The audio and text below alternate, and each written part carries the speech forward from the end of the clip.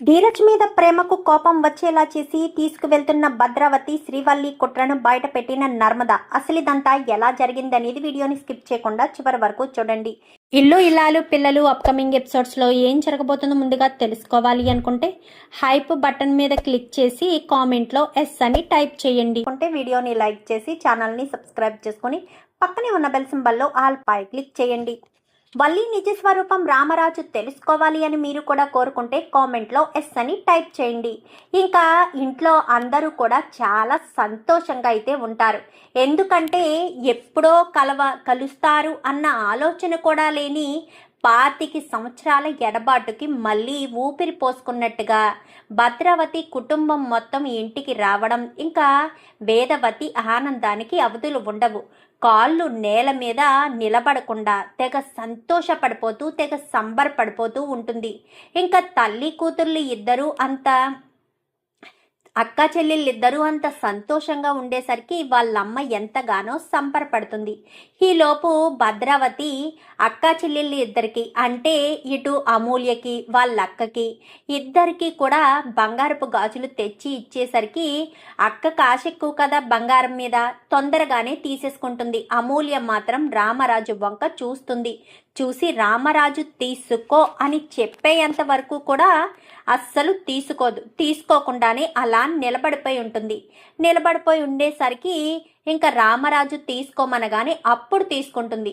అప్పుడు తీసుకునేసరికి ఇంకా సంతోషంగా గాజులు నువ్వే వెయ్యక్క అని చెప్పాను. కానీ అమూల్యకు తన చేతులతోటే గాజులు ఏపించి ఇంకా చాలా సంతోషపడిపోతుంది. ఇంకా ఇటు భద్రావతి ఇటు వేదవతి అయితే అంతా కూడా సంతోషంగా ఉన్న సమయంలో బయట కేక్ దగ్గర డెకరేట్ చేస్తూ ఉంటారు. ఇదంతా కూడా వల్లి చూసి సంతోషపడండి, ఇంకెంతసేపులే, కొంచెం సేపు మాత్రమే, ఆ కేక్ కటింగ్ అయ్యేంత వరకే మీ ముఖాల్లో ఈ సంతోషం, ఆ తర్వాత ఈ ప్రేమ ధీరజుల ఇద్దరు కూడా శాశ్వతంగా విడిపోతారు. ఇంకా ఎప్పటికీ వీళ్ళు కలిసేదే లేదు, వీళ్ళు ఎప్పటికీ కూడా కలవరు అంటూ ఇంకా వల్లి మాట్లాడేసరికి ఎందుకే వాళ్ళంత సంతోషంగా ఉంటే వాళ్ళని దూరం చేస్తావు అనగాని, నన్ను వాళ్ళు బాధ పెట్టినప్పుడు నీకు బాధ అనిపించలేదా? ఇప్పుడు వాళ్ళని నేను దూరం చేస్తున్నాను అంటూ మాట్లాడుతున్నావు. వాళ్ళు నన్ను ఎంతలా వేదన చెందేటట్టు చేశారో నీకు తెలీదా ఏంటి? నేను ఎంత బాధపడ్డానో నీకేం తెలిసే, నా బాధ నీకేం అర్థమవుతుంది అంటూ మాట్లాడేసరికి అది కాదే, వాళ్ళ గురించి ఎందుకు ఎక్కువగా ఆలోచిస్తున్నావు? వాళ్ళు చాలా మంచి వాళ్ళు కదే, వాళ్ళని వదిలేసే అనగాని అస్సలు వదిలిపెట్టే ఛాన్సే లేదు. అలా ఎలా వదిలేస్తాను? అలా ఎలా వదిలేయగలను? నేను ఎవ్వరిని ఎట్టి పరిస్థితుల్లో వదిలిపెట్టను అంటూ ఇంకా వల్లి మాట్లాడేసరికి ఇది మారదు, దీనిలో మార్పు రాదు. వీళ్ళేమో దీన్ని నమ్మి ఇంటికి వచ్చేటట్టు చేశారు. ఇంటికి వచ్చాక దీనిలో మార్పు వస్తుందంటే మా అత్త చెప్పిన మాటలకి ఇది పూర్తిగా మారిపోయింది. ఈ ఇంట్లో ఎలాంటి గొడవ చేస్తారో పాపం ప్రేమ ధీరజులిద్దరూ ఒకరంటే ఒకరు చాలా ఇష్టపడుతున్నారు. ఒకరి మీద ఒకరికి ఎంతో ప్రేమ ఉంది. అలాంటి వాళ్ళిద్దరూ దూరం అయిపోతున్నారంటే చాలా బాధ అనిపిస్తుంది అని చెప్పి ఇంకా అనుకునేసరికి ఏం మాట్లాడాలో అర్థం కాక ఇంకా సైలెంట్గానే ఉండిపోతుంది సుకుమారి అయితే. సుకన్య అయితే ఈ లోప కేక్ కటింగ్ దగ్గరికి కేకులు తీసుకొచ్చేసరికి రామరాజు వాళ్ళు ఒక కేక్ తెప్పించారు. హ్యాపీ బర్త్డే అమ్మా అని చెప్పి ఎక్కడికెళ్ళినా తన అహాన్ని తన పొగర్ని చూపించాలి కదా సేనాపతి కూడా ఒక కేకును తెప్పిస్తాడు. అదేంటి, మేము ఆల్రెడీ తెప్పించాం కదా, మీరు కేకును తెప్పించడం ఏంటి? ఎలాగా ఫంక్షన్ మీ ఇంట్లో చేస్తున్నారు కాబట్టి మా కేకే కొయ్యాలి అనగానే ఎవరి కేక్ అయితే ఏముంది, మా అమ్మ సంతోషం కోసం ఇదంతా చేస్తున్నాము, అమ్మ నువ్వు ఆ కేకే కొయ్యి అని చెప్పనగానే ఆ కేకు కోసిన తర్వాత భద్రావతి పెట్టబోయేసరికి నువ్వు ఆగక్క, ఆ కేక్ ముక్క నువ్వు కాదు వాళ్ళే పెట్టాలి, వాళ్ళ ఇంట్లోనే కదా జరుగుతుంది పుట్టినరోజు అనగానే అనుమానం మొదలవుతుంది ధీరజ్కు. ఏంటి మేము పెట్టడం ఏంటి, మేము తినడం ఏంటి అంటే మా ఫ్యామిలీ మొత్తాన్ని ఒకేసారి లేపేయడానికి కేకులో ఏమైనా కలిపి తీసుకొచ్చావా బెజ్జాల మామ అంటూ మాట్లాడేసరికి ధీరజ్ ఏం మాట్లాడుతున్నావు అనగానే మరి అనుమానం రాకుండా ఉంటుందా, మేము ముందు తినడం ఏంటి, అసలు ఏం కలిపారు ఈ కేకులో అంటూ మాట్లాడడంతో ఇప్పుడేంటి కేకులో ఏదో కలిపామని నువ్వు అనుమానపడుతున్నావా? సరే, కేకు నిన్ను తింటానంటూ భద్రావతి కాస్త తింటుంది. తినేసరికి ఇంకా భద్రావతికి ఏమీ కాకపోవడంతో తల్లికి పెట్టడం అంతా కూడా సంతోషపడుతూ డీజే సాంగ్స్ పెట్టుకుని అక్క అక్క ఎక్కడే అని చెప్పి ఇద్దరు కూడా అక్క చెల్లెళ్ళిద్దరు ఎంతో ప్రేమ ఆప్యాయంగా ఉంటారు. వాళ్ళ మధ్యలోకి వాళ్ళమ్మ కూడా వెళ్ళి మీరిద్దరూ ఇలా కలిసినందుకు నాకు చాలా సంబరంగా ఉందని తెగ సంతోషపడుతూ ఉండేసరికి ఇంకా అందరూ కూడా డాన్సులు వేయడం, చిందులు తొక్కడం సుమారు 1 గంట సేపు పిచ్చాబాటిగా ఎవరు భర్తలతో వాళ్ళు డాన్సులు వేయడం చేస్తూ ఉంటారు. అమూల్య వెనకాల మాత్రం విశ్వకు తిరుగుతూ ఉంటాడు, అమూల్యను ఇంప్రెస్ చేద్దాము అన్న ఉద్దేశంతో. కానీ అమూల్య ఇంప్రెస్ అవుతుందా? అయ్యే మనిషేనా? ఎందుకంటే విశ్వక్ గురించి బాగా తెలిసాక, విశ్వక్ ఎలాంటి వాడో తెలిసాక మళ్ళీ అమూల్య ఎందుకు విశ్వక్ జోలికి వెళ్తుంది? సో అమూల్య సైలెంట్గానే ఉంటుంది. ఇంకా అంతా కూడా ఆట పాట అంతా జరిగిపోయిన తర్వాత భోజనాలు అనేసరికి నర్మదా భోజనాలకి ఏర్పాట్లు చెయ్యను కానీ సరే అత్తయ్య అని ఇంకా అక్కడ టేబుల్ అంతా తీసేసి కింద మొత్తం పరిచేసి మొత్తం అటు ఇటు చీరలు వేసి ఇంకా అన్నీ తీసుకొచ్చి అక్కడ పెడతారు. అందరికీ విస్తర్లు వేసేసరికి అందరూ చక్కగా కింద కూర్చుంటారు. ఒక పక్కంతా రామరాజు కుటుంబం, మరొక పక్కంతా సేనాపతి కుటుంబం, అక్క చెల్లి పక్క పక్కన, మధ్యలో వాళ్ళమ్మ. ఇంకా అంతా కూడా కూర్చుని సంతోషంగా ఉంటారు. ప్రేమ ఇటు నర్మద ఇద్దరు కూడా వడ్డింపుల దగ్గర వడ్డిస్తూ ఉంటారు. ఈ అప్పలమ్మలిద్దరు అంటే సుకన్య వల్లి ఇద్దరు దూరంగా ఉండి చూస్తూ ఉంటారు. ఇంకా వాళ్ళు అలా చూస్తూ ఉంటారు. వీళ్ళిద్దరూ మాత్రం వడ్డించేసరికి అంతా కూడా చక్కగా తింటారు. చక్కగా తిన్న తర్వాత ఫంక్షన్ మొత్తం అయిపోతుంది. ఫంక్షన్ మొత్తం అయిపోయిన తర్వాత ఇంకా ఎలాంటి ఇబ్బంది లేదు అనుకుని ఇంకా వెళ్తాము అని చెప్పనేసరికి రా ప్రేమ అంటూ చేయి పట్టుకుంటుంది భద్రావతి. ఏంటత్తా నా చేయి పట్టుకున్నావేంటి, నన్ను రమ్మంటున్నావేంటి అని చెప్పాను కానీ నువ్విక్కడ ఉండకూడదు కదా ప్రేమ, అందుకే మన ఇంటికి తీసుకువెళ్ళిపోతున్నాను అని చెప్పి భద్రావతి అనగానే ఏం మాట్లాడుతున్నావక్క, ప్రేమను తీసుకువెళ్ళిపోవడం ఏంటి? ప్రేమ ధీరజ్ భార్య కదా, మరి ఇంటి కోడలు ఇంట్లో ఉండకపోతే ఎక్కడుంటుందక్క అని చెప్పాను కానీ ఇంటి కోడల ఎలా అయింది ఇంటి కోడలు వేదవతి? నువ్వు బలవంతంగా వాళ్ళిద్దరికీ పెళ్లి చేస్తే అయ్యిందా, లేక నీ కొడుకు బలవంతంగా నా మేనకోడలి మెడలో తాళి కడితే అయ్యిందా? చెప్పు వేదవతి, ఏ రకంగా అయ్యింది నీ మేనకోడలు ఇంటి కోడలు అని చెప్పాను కానీ అక్క ఏం మాట్లాడుతున్నావు అని చెప్పనేసరికి నిజం మాట్లాడుతున్నాను, నిజం మాత్రమే మాట్లాడుతున్నాను అని చెప్పనేసరికి ఏంటి బుజ్జమ్మ ఏంటిదంతా, ప్రేమను తీసుకువెళ్తానని అనడం ఏంటి, నువ్వు కోడలుగా ఏరుకోరి తీసుకురావడం ఏంటి, ధీరజు బలవంతంగా తాళి కట్టడం ఏంటి, నాకు అసలు ఏమీ అర్థం కావట్లేదు. నీకెందుకు అర్థమవుతుంది? ఆస్తి అంతస్తు కోసం నువ్వే ప్లాన్ చేసిదంతా చేసుండొచ్చు కదా అని చెప్పి రామరాజుని హేళన చేస్తుంది భద్రావతి. అయితే ఏం మాట్లాడుతున్నారో అర్థమవుతుందా? నేనెందుకు ఇదంతా చేస్తాను? ఆస్తి అంతస్తు కోసం నేనెందుకు ఎగపడతాను? నాకు ఆస్తి అంతస్తు ఏమీ అవసరం లేదు. నేను ఎవరి డబ్బు గురించి ఆశ పడను, ఎవరి డబ్బు నాకు అవసరం లేదు అంటూ మాట్లాడడంతో ఎవరి డబ్బు మీకు అవసరం లేకపోతే ధీరజు అమూల్య విషయం ధీరజు ప్రేమ విషయంలో ఇంత కుట్ర చేయడం ఏంటి ప్రేమ, నీకు ఇంకా అర్థం కాలేదా? ఆ కళ్యాణ్ గాడు నేను నిజంగా ప్రేమించాడనుకుంటున్నావా? నాకు తెలుసు, ఆ కళ్యాణ్ అన్న వ్యక్తి ధీరజ్కు మంచి ఫ్రెండు. ధీరజ్ నిన్ను పెళ్లి చేసుకోవాలని, నిన్ను ఆ ఇంటి కోడలుగా తీసుకువెళ్ళాలి అని ఒక పథకం ప్రకారం ప్లాన్ చేశాడు. ప్లాన్ చేసి నిన్ను అక్కడికి ప్లాన్ ప్రకారమే ఆ కళ్యాణ్ గాడితో నిన్ను ఇంటి నుంచి బయటికి వచ్చేటట్టు చేసి నిన్ను ఒక హోటల్ రూమ్లో పెట్టి వాడు నిన్ను మోసం చేస్తున్నట్టు, డబ్బుల గురించి వాడు నిన్ను ఇన్ని రోజులు నిన్ను వాడుకున్నట్టు నీకు వాడి మీద అసహ్యం కలిగేటట్టు చేశాడు. వీళ్ళు వేసుకున్న ప్లాన్ అలాంటిది. ఇలా ప్లాన్ చేసుకుని ఆ సమయానికి వాడు వెళ్ళిపోతే అదే సమయానికి ధీరజ్ నీ గదిలోకి వచ్చి ఎగ్జాక్ట్గా అదే టైంకి ధీరజ్ నీ గదికి ఎందుకు వచ్చాడు ఆలోచించావా ఎప్పుడైనాను? అదే రోజు గదిలోకి వచ్చి నీ మెడలో బలవంతంగా తాళి కట్టాడు. వాళ్ళమ్మ వాళ్ళ వదిన ఏదో నీకు నచ్చ చెప్పబట్టి మీ అత్త చెప్పిందే మంచిదని చెప్పి నువ్వు ఇంటికి వచ్చావు, అంతేనా? నాకు తెలిసి అక్కడ చేసినవన్నీ కూడా వీళ్ళ ప్లాన్లే, వీళ్ళు ప్లాన్ ప్రకారమే చేశారు అంటూ మాట్లాడేసరికి ఏం మాట్లాడుతున్నావత్తా అని చెప్పాను. గానీ నిజం మాట్లాడుతున్నానే, నీకు వీళ్ళ నాటకాలు తెలీదు. మీ అత్తను, మీ చిన్నత్తను వీడు లేవ తీసుకుని పోయినప్పుడు ఎన్ని నాటకాలు ఆడాడు అనుకుంటున్నావు, అలాగే వీడు కూడా ప్లాన్ చేసి నిన్ను ప్లాన్ ప్రకారం, ఒక పథకం ప్రకారం, ఒక పద్మ వ్యూహంలో నిన్ను ఇరికించేసి నిన్ను కావాలని బంధించేశారు అని చెప్పి మాట్లాడేసరికి, ఏంటత్తా నువ్వు చెప్పేది అబద్ధం. ధీరజ్ నా జీవితాన్ని కావాలని నాశనం చేయలేదు. నువ్వేదో తప్పుగా అర్థం చేసుకుంటున్నావు, తప్పుగా చేస్తున్నావు. నువ్వు నన్ను అపార్థం చేసుకోవద్దత్తా అని చెప్పనేసరికి, నేను నిన్ను అపార్థం చేసుకోవడం ఏంటి, ధీరజ్ మంచివాడత్తా అని చెప్పి ప్రేమ చెప్తూ ఉన్నా కానీ ఏ మాత్రం వినిపించుకోకుండా ఇంకా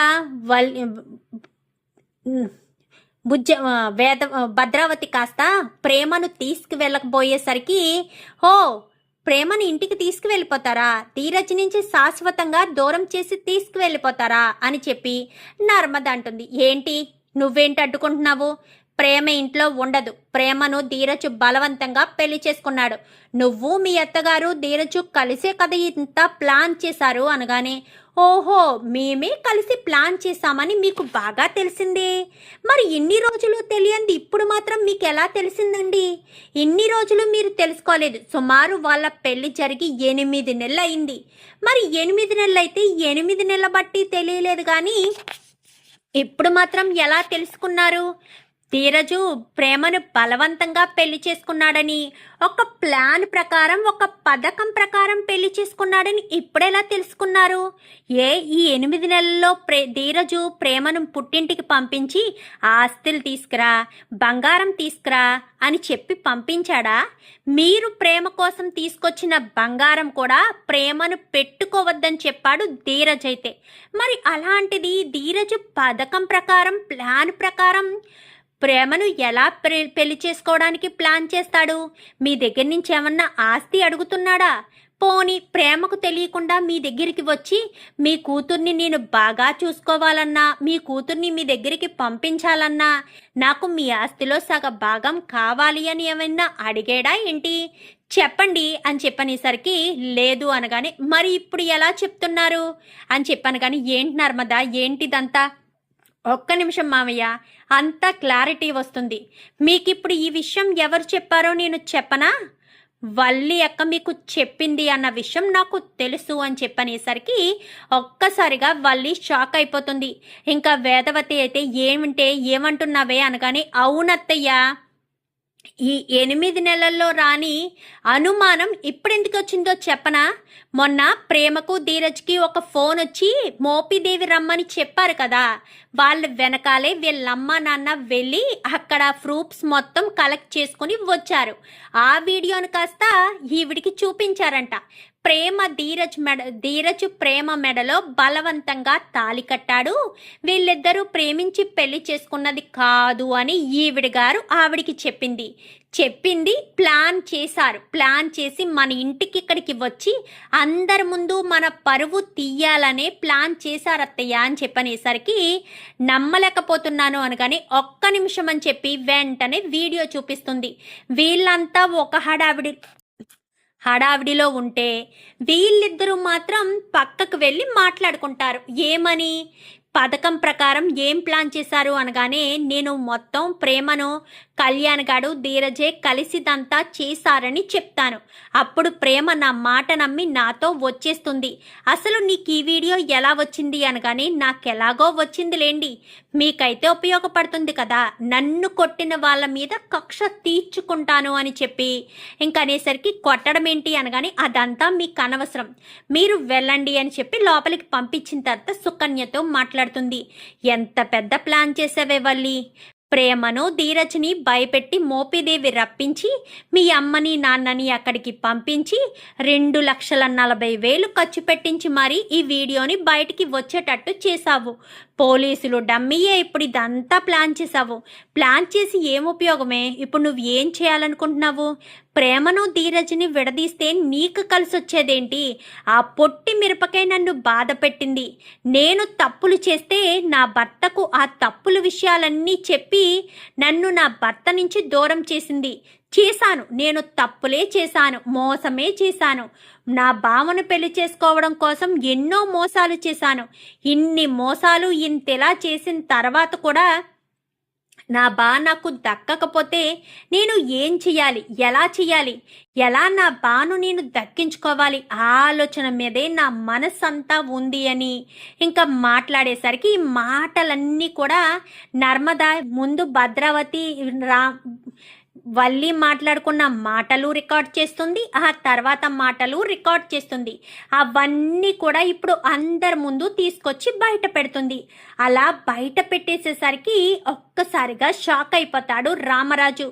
ఏంటమ్మా ఏమంటున్నావు నువ్వు అనగానే క్లియర్గా కనిపిస్తుంది కదా మామయ్య, వీళ్ళంతా కలిసి ఎంత పెద్ద ప్లాన్ చేశారో అని చెప్పనేసరికి ఒక్కసారిగా షాక్ అయిపోతాడు ఇంకా రామరాజు. అయితే నమ్మలేకపోతున్నాను, ఇంత మోసమా, ఇంత కుట్రనా, ఇంత దారుణంగా మోసం చేస్తారని కలలో కూడా అనుకోలేదు అంటూ మాట్లాడేసరికి అనుకోరు, కలలో కూడా ఎందుకు అనుకుంటారు?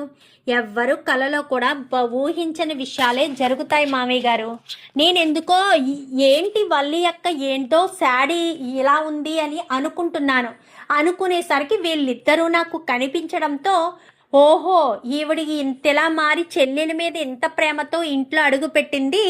చెల్లెల మీద ప్రేమతో కాదు, మేనకోడల్ని తన భర్త నుంచి శాశ్వతంగా దూరం చేసి తీసుకువెళ్ళిపోవడానికి అని తెలుసుకున్నాను అని చెప్పి నర్మద కాస్త బయట పెట్టేసరికి ఇంకా వాళ్ళైతే అత్త నేను నా ప్రాణం పోయినా ఇక్కడే పోవాలనుకుంటాను కానీ ధీరజ్ను వదిలి రాను.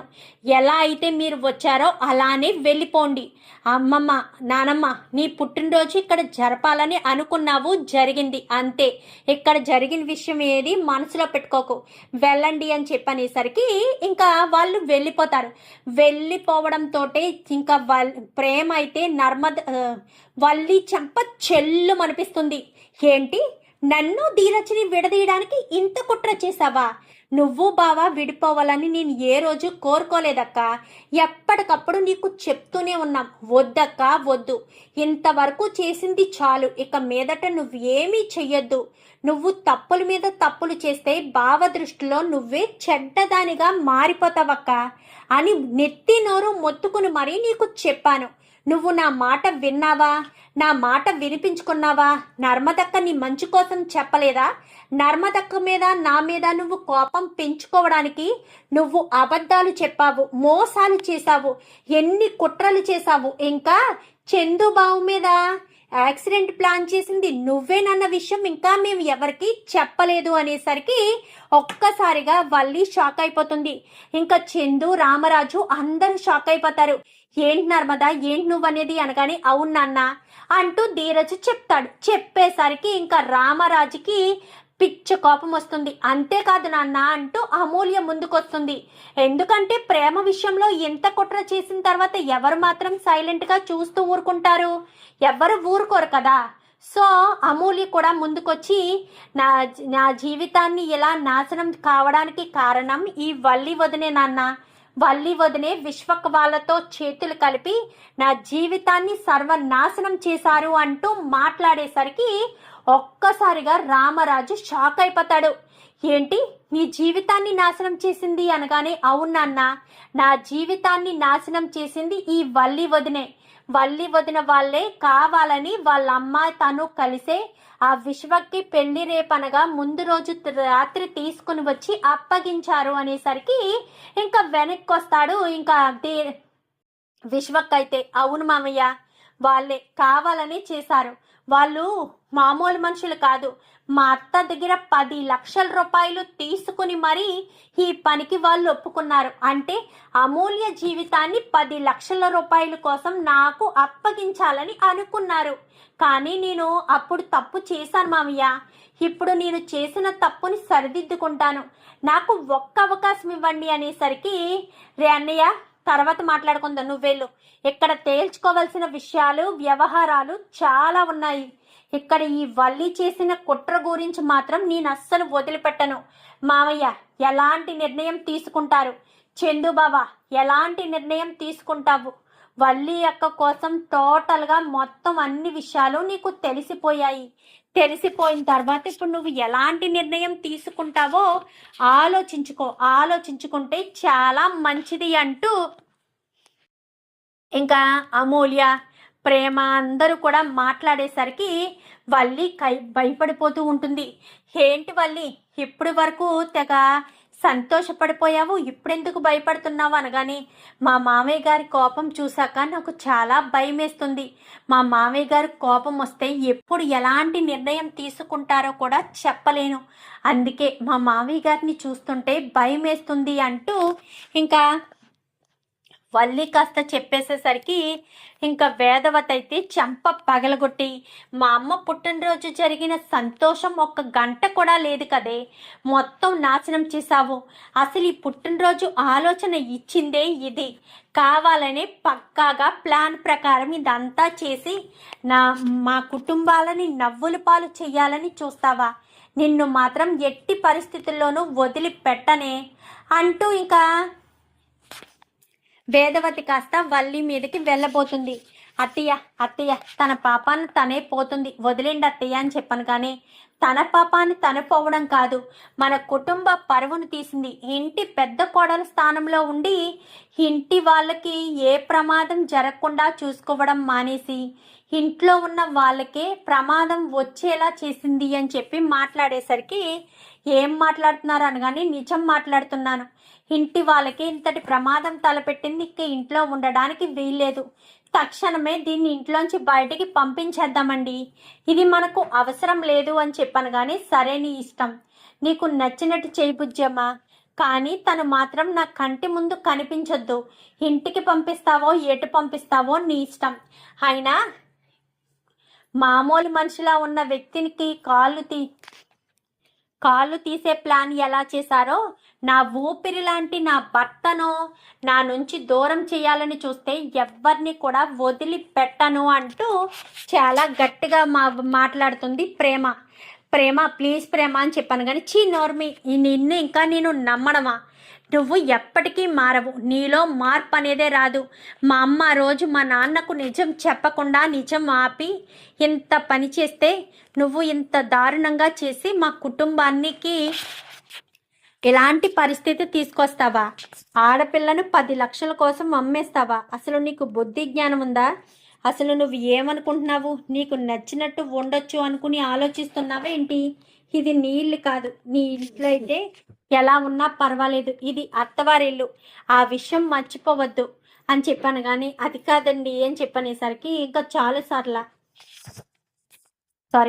చాలు బుజ్జమ్మ, జరిగిందేదో జరిగిపోయింది. ఇంకా ఈ రూమ్ అంతా కొంచెం క్లీన్గా చేస్తే సరిపోతుంది. వల్లి, నువ్వు బయటికి వెళ్ళిపోమ్మా. నువ్వు ఈ ఇంటిని శుభ్రం చేసుకున్నప్పుడే నువ్వు కూడా బయటికి వెళ్ళిపోతే నాకు అంతకు మించిన సంతోషం ఏమీ ఉండదు అని చెప్పి రామరాజు గట్టిగానే వార్నింగ్ ఇస్తాడు. ఇచ్చేసరికి ఇంకా ఎంతగానో భయపడిపోతుంది వల్లి అయితే. అది కాదు మామయ్య అని చెప్పాను. కానీ ఇంకెప్పుడు నా ఇంటి దరిదాపుల్లోకి రావద్దు అని చెప్పాను. అది నువ్వు అర్థం చేసుకో, అంతే తప్ప వేరేదేది కాదు అని చెప్పి మాట్లాడేసరికి అది అంటూ బ్రతిమలాడుతూ ఉంటుంది. అమ్మ అమూల్య, సరిగ్గా కఠినది వేసేసి డోర్ క్లోజ్ చేసిరా, అడ్డమైన ముఖాలు చూడాల్సిన పరిస్థితి వస్తుంది అంటూ ఇంకా రామరాజు మాట్లాడేసరికి, అది కాదు మామయ్య అంటూ నచ్చ చెప్పే ప్రయత్నం చేస్తుంది చిన్న కూతురైతే. నచ్చ చెప్పే ప్రయత్నం చేసేసరికి ఇంకా వినిపించుకోకుండానే వాళ్ళని ఇంట్లోంచి బయటకు గెంటేస్తాడు. చూద్దాం మరి రాబోయే ఎపిసోడ్స్లో ఇలాగే జరగాలని మీరు కూడా కోరుకుంటే కామెంట్లో ఎస్ అని టైప్ చేసి ఛానల్ని సబ్స్క్రైబ్ చేసుకోవడం మర్చిపోకండి.